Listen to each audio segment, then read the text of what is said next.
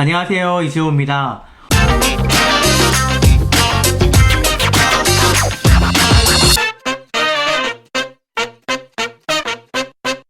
오늘은 미국에서 이사 갈 때 우리가 어떤 걸 고려해야 되는지 한번 살펴보는 시간을 가질 거예요. 크게 주에서 주 안으로 이렇게 이사 가는 게 있고요. 같은 주가 아니라 주에서 다른 주로 이사 가는 경우가 있을 것 같은데요. 아무래도 이런 경우에는 저보다는 더 경험이 많은 분이 있으셔서 같이 오늘 게스트로 모시고 이야기를 나눠보려고 합니다. 안녕하세요.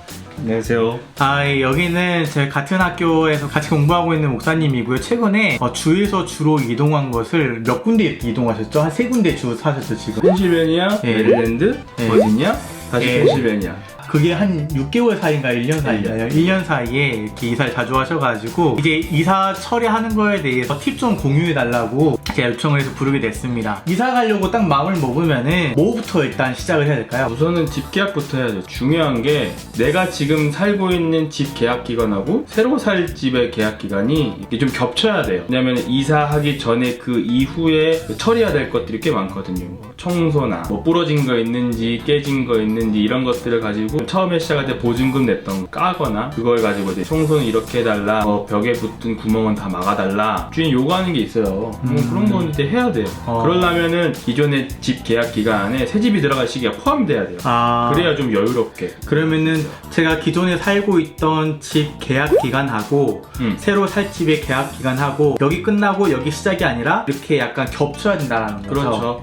보통은 집 계약 종료 60일 혹은 90일 전에 물어봐요. 60 days notice라고 그러는데 이사 갈래? 아니면은 재갱신할래? 이사 가겠다. 그때부터 집을 알아보시는 분도 있고 아니면은 아예 그냥 내가 이사 갈 거 생각해서 집 계약 종료 6개월 전, 1년 전부터 알아보시는 분도 많아요. 그러면 이제 집을 구하는 영상은요, 전에 제가 그 참고할 만한 영상을 2개 나누어서 올려놓은 게 있어요. 1편은 집 종류에 대해서, 2편은 실질적으로 집을 어떻게 구하는가에 대해서 설명을 했었는데요. 제가 2편 링크를 여기 위에다가 제가 올려놓을게요. 궁금하신 분은 클릭해서 한번 들어가 보세요. 그러면 집 구하는 문제 좀 넘어가고요. 이 집을 구했어요. 당장 이제 생각해야 될 문제가 뭐가 있을까? 해결해야 될 문제가. 일단은 짐. 이삿짐.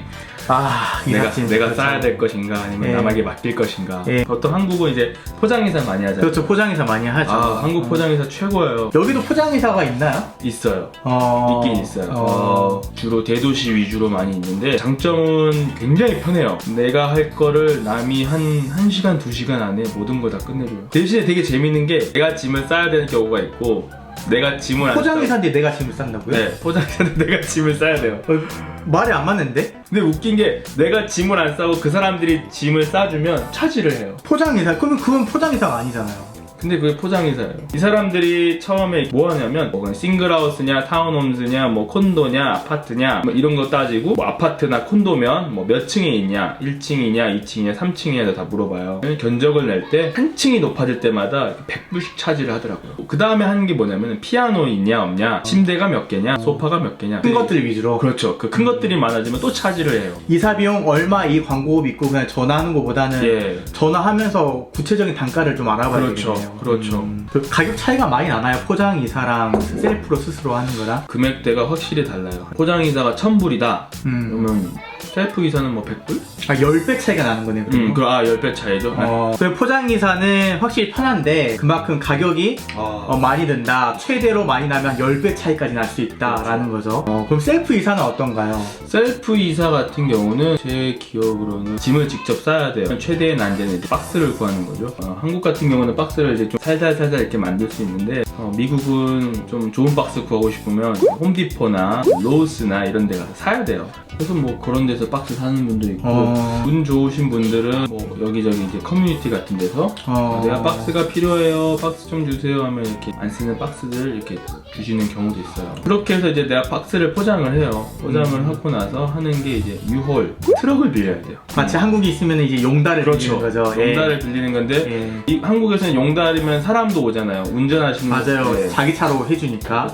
미국은 본인이 운전해야 됩니다. 그러면은 짐 실을 것만 빌려주고 본인이 그거 가지고 갔다가 싣고 다시 갖다 줘야 되는 거예요? 아, 그렇죠. 주 안에서 움직이는 거랑 타주로 이사 가는 거랑 또 달라요. 주 안에서 움직이는 거, 그러니까 마을과 마을 사이로 움직이는 거, 그거는 뭐 굉장히 저렴하니까 빌려줬다가 다시 반납하면 되는데, 타주 같은 경우는 편도예요, 편도. 제 같은 경우는 버지니아에서 펜실베니아 이사 올 때 버지니아에서 유홀을 빌려서 유홀이 뭔가요, 여기서? 여기서 말하는 유홀은 트럭 전문 렌탈 회사 이름입니다. 유홀. 미국에서 유명한 회사가 유홀, 펜스케, 그다음에 버젯, 이게 이렇게 있는데 저는 사실 유홀밖에 안 써봤어요. 다른 주에서 다른 주를 이렇게 갈 때 내 차도 가지고 가야 될 거 아니에요? 그럼 내 차도 운전하고 그 차도 운전하고 하면 사람이 많이 필요할 것 같은데, 그렇죠? 작은 차 같은 경우는 그렇게 하시는 분들도 꽤 있어요. 트럭 안에다가 다 자기 짐을 다 밀어넣고 자동차를 이렇게 뒤에다 걸어가지고 토잉해놓고 가는 거죠. 그런 경우도 있고. 가끔씩 거리 가다 보면은 차 뒤에다가 기사 트럭? 컨테이너?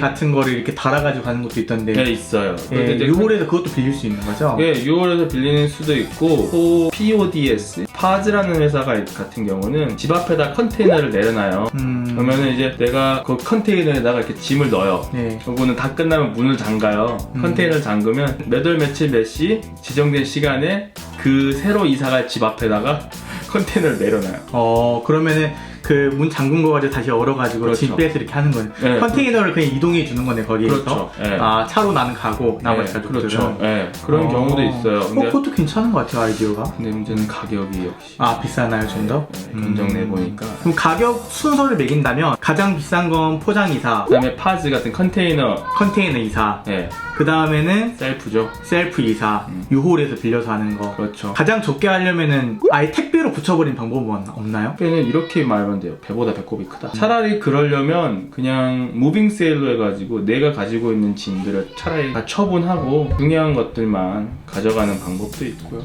영화에서 보시면요, 미국 사람들 그냥 캐리어 몇 개만 끌고 가는 경우도 꽤 많아요. 큰 차에다가 살림도구 같은 것들, 뭐 그릇이나 이런 것들만 갖고 가고. 그 이동하는데 드는 비용이 더 드니까. 네, 그렇죠. 하긴 제 지인도 짐이 얼마 안 되는 것 같았는데 저번에 이사한 거 좀 도와줬거든요. 싸게 한다고 택배로 했는데 택배비가 700불 넘게 나오더라고요. 몇 그러면 차라리 유홀이 나아요. 그러니까요.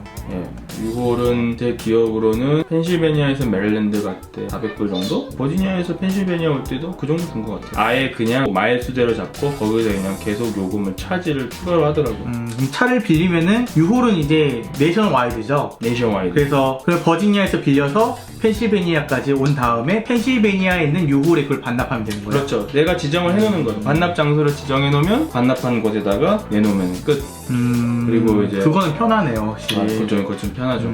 근데 그거는 펜스케나 아마 버젯도 마찬가지예요. 제가 견적을 내보려고 해보니까 내가 빌리는 곳과 반납할 장소를 미리 정해놓고 가는 거예요. 그러면은 포장 이사 말고 그렇게 셀프로 하면은 가격이 총 얼마나 될까요? 대략? 작년 한 2018년도 기준으로 해서. 박스까지 다 산다고 하면은 잘 모르겠고, 제 기억으로는 타주에서 이사할 경우에는 한 3,400불 정도 드지 않을까? 6월 빌리는 비용이? 6월 빌리고, 그러니까 빌리는 비용은 한 100 몇십 불 정도 해요. 100불에서 200불대 사이인데, 그것도 트럭이 사이즈마다 달라요. 그렇겠죠. 네, 트럭의 그 뒤쪽에 그 컨테이너 길이에 따라 다르거든요. 그래서 뭐 내가 예를 들어서 방 2개짜리다, 15피트면 어느 정도 가능할 것 같고. 거기에 침대 같은 것도 다 들어가요? 근데 저희 집 같은 경우는 뭐 침대가 없었기 때문에 좀 수월했었죠. 아내분하고 딸만 둘인 걸로 알고 있는데 그 목사님 그걸 다 하셨어요? 옮기는 거 들어서 옮기는 거.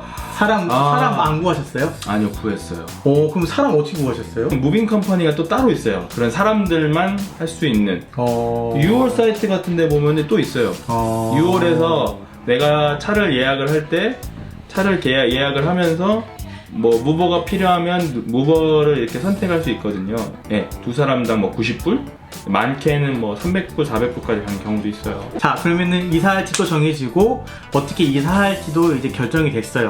그러면 이제 이사 전에 좀 마무리 지어야 되는 게 있나요? 우선은 유틸리티, 전기, 가스, 쓰레기. 그걸 이제 뭐 계약을 해지한다거나 클로징 한다거나 그런 건가요? 같은 주 같은 경우는 내가 몇 월 며칠 며칠 날 이쪽으로 이사를 가니까 그러니까 무빙한다고 예. 미리 이렇게 노티스를 주면 이 날짜에 지금 기존에 살던 집에 뭐 가스나 전기를 이렇게 해지를 클로징을 해줘요. 그렇죠. 트랜스퍼를 해주겠네요. 예, 그렇죠. 다른 주로 이사 갈 때는 이제 좀 복잡해져요. 그 회사가 그 주에는 없을 수도 있으니까. 그렇죠. 예. 새로 집을 계약을 했을 때 먼저 물어보는 게 있어요. 유틸리티, 전기나 가스는 어떻게 하냐? 그러면 이제 이 사람들이 얘기를 해줘요. 뭐 가령 뭐 이 회사에다가 계약을 하세요. 아니면은 미리 전화를 해놓는 거죠. 내가 몇 월 며칠 이사를 가는데 여기에 신규로 등록을 하고 싶어요라고. 이날부터 이 집에 전기 넣어달라. 그렇죠. 전기랑 가스랑. 인터넷 같은 거 미리 신청 안 해도 되나요? 인터넷도 미리 해놓으면 좋아요. 왜냐면은 내가 무빙을 이사를 갔을 때 제가 어떤 기억이 있었냐면 메릴랜드에 처음 이사를 갔는데 설치 날짜가 3주 뒤더라고요. 맞아요. 저도 인터넷 신청했는데 한국은 신청하면 보통 2, 3일에 바로 오잖아요. 길어도 일주일 안에 오는데 여기는 신청해놓으면 뭐 세오라 네오라 2주에서 한 달 정도 기다려야 되더라고요. 이사 가서 인터넷 없이 한 달 정도 사실 자신이 있는 분은 이사 가서 신청해도 상관없는데 뭐 가자마자 인터넷이 필요하신 분들 있잖아요. 그런 분들은 미리 신청해 놓으면 좋은 것 같더라고요. 근데 그럼 갈 집 계약은 일단 확인을 하고 가야 되겠죠. 왜냐면 계약이 안 돼 있을 경우도 있잖아요. 보통 여기는 전세가 없어서 집을 사거나 아니면 월세로 살거든요. 그러면은 여기 보증금 개념이 없으니까 얼마 정도 돈을 생각하면 되나요? 그냥 가서 바로 월세를 내면 되는 건가요? 케이스 바이 케이스예요. 아파트 회사마다 다르고 개인 집주인하고 또 잘 상의하면은 유연하게 이렇게 대처하는 경우가 있는데 보통 소셜이 있거나 크레딧이 좋으면은 뭐 한 달치 집세를 보증금으로 놓고 디파짓을 하고 한 달치 집세를 미리 내고 들어가는 경우도 있죠. 심한 경우는 1년치 집세를 한꺼번에 달라 뭐 이런 사람들도 있어요. 그렇게 해서 금전 거래가 다 끝나면 집 계약서를 받아요. 그러니까 그 집 계약서를 받으면 집 계약이 완료된 겁니다. 그러면 거의 이런 것들 거의 된 것 같은데 서류 작업은 뭐 할 게 없나요? 애들 학교 같은 경우는 미리 이렇게 노티스를 줘야 돼요. 몇 월 며칠날 이사를 가야 되는데 보통 이것도 한 3, 4주 그 전부터 이렇게 얘기를 해야 돼요. 그럼 한 달 정도 전에는 학교나 그런 연관돼 있는 공공기관에 나 이사 간다라고 미리 알려줘야 되는 거예요. 그렇죠. 그런 주정부랑 제공되는 프로그램들은 다 해줘야 되고 다른 주로 이사 갈 때 그렇게 한다는 거죠? 다른 주죠. 그렇죠.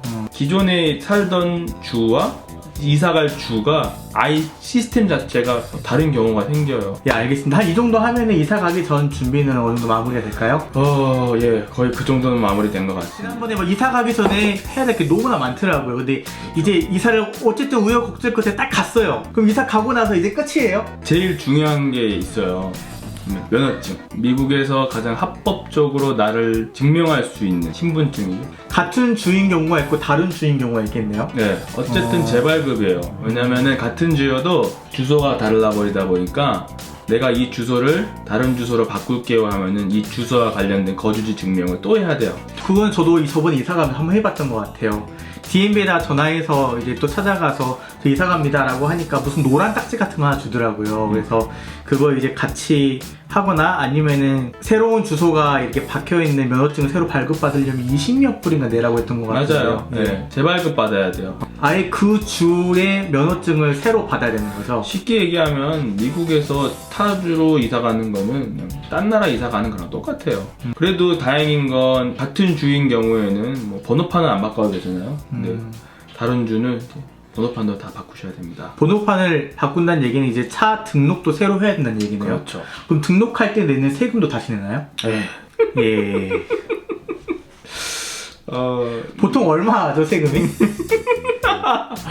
이게 또 주마다 다르고 어떤 때는 그렇죠. 카운티마다 또 달라요. 근데 버지니아 오니까 property tax라 했고 재산세가 있어요. 아, 내가 가지고 있는 자동차에 대해서? 자동차는 자동차 등록대로 따로 또 해야 되고 재산세는 재산세대로 따로 또 내야 되고 번호판을 바꾸면 놀라운 일들이 많이 벌어집니다. 그 면허증을 다시 딸 필요는 없는 거죠? 그냥 가져가면 트랜스퍼를 해주는 거예요? 재밌는 게 작년 여름에 켄터키를 갔었거든요. 지인이 얘기해줬는데 켄터키는 내가 가지고 있는 면허증은 소용이 없답니다. 다시 따야 된대요. 다른 주에서 온 사람은 그 주에서 다시 따야 되는 거예요? 네, 켄터키는 다시 따야 될 수도 있답니다. 오, 신기하네. 미국 면허증이 있는데 다른 주지만? 보통 타주에서 이사를 왔을 경우에는요 60일의 노티스를 준다고 해요. 면허증을 갱신할 수 있는 기간, 유예 기간이라고 했죠. 펜실베니아도 60일로 제가 기억을 하고 있고요. 메릴랜드도 60일로 제가 기억을 하고 있던 것 같아요. 바뀌었을 수도 있어요. 항상 미국은 매년 뭔가 업데이트 될 수도 있으니까 항상 DMV를 참고하시기 바랍니다. 그렇게 면허증에 있는 거주지를 이렇게 변경하고, 면허증에 있는 거주지 변경하니까 자동차 보험이나 보험회사 거주지도 변경해야 되겠네요. 그렇죠. 제가 저번에 보니까 저는 이제 필라델피아 시티 안에 살다가 지금 서브얼반으로 왔는데요. 그 내 집 주소지가 어디냐에 따라서 보험료가 달라지더라고요. 필라델피아에 살면은 더 많이 내고 서브얼반에 살면 좀 덜 내고 그렇더라고요. 보험회사 하시는 분한테 여쭤보니까 사고율, 자동차가 많이 왔다 갔다 하는 곳인지 사고가 많은 곳일수록 보험료가 더 비싸요. 보험 같은 경우도 내가 같은 주 안에서 이사 갔을 때는 노티스만 주면 돼요. 전화만 주면 오히려 간단하게 끝나는데 다른 주로 이사 갈 때는 이게 문제가 생깁니다. 자동차 보험회사가 또 네. 주마다 달라요. 아, 이 보험회사가 이 주에는 없을 수도 있겠군요. 그렇죠. 큰 회사들이 있어요. 그런 큰 회사들은 전국구니까 뭐 크게 상관은 없는데 주마다 특정 주에서만 이렇게 운영하는 보험회사들도 있다고 하더라고요. 저 근데 보통 그게 싸니까 거기를 많이 이용하더라고요. 그렇죠. 제 주변에. 저렴한 편이니까. 근데 네. 이제 이 보험회사가 이 주에는 다른 주에는 없어요. 그런 경우가 있어요. 그럼 거기 계약 종료를 시키고 새로 들어야 되겠네요. 그렇죠. 그러면 자동차 그런 정보들 변경하면은 여기 하이패스라고 하는 이제 이지패스 같은 것도 정보 변경해야 되겠네요. 이지패스 변경은 참 쉬워요. 내가 펜실베니아에서 이지패스를 샀다고 하더라도 내가 메릴랜드나 버지니아 혹은 다른 주에 이사를 가더라도 그 번호판이 있잖아요. 네.